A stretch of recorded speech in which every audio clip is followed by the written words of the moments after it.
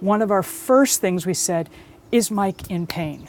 We don't want that. We don't want Mike to be uncomfortable. So we looked at everything and we said, at the moment, we don't really think so. He's not acting like it, and what we're seeing in his clinical picture, as we say, with his radiographs and his blood work, we didn't really think he was in pain. But what bothered us was the kind of changes we're seeing in his bones, especially in his joints, say he's going to be in pain. Right now, he's a young, small cub. As he gets, we were to keep him and keep trying, as he grows and puts on 200 pounds, 300 pounds, all that weight, the joints he has are not going to support that, unfortunately.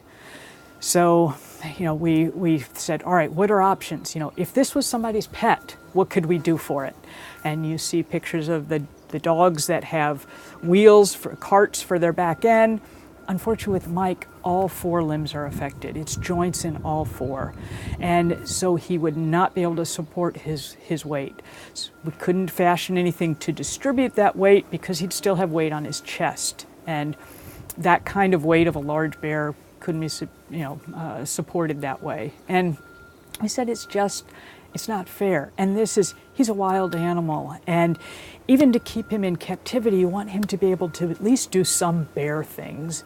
And he wouldn't be a bear.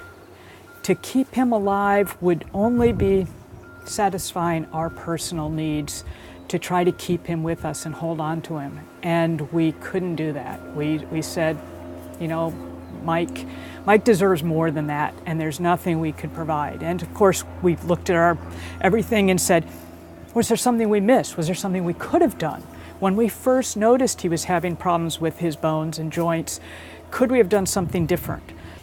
We would probably do the same thing because it's worked in the past. For some reason, it's not working with Mike. Our hope is to learn as much as we can from Mike. So with that in mind, we took some last samples from him, blood samples, radiographs.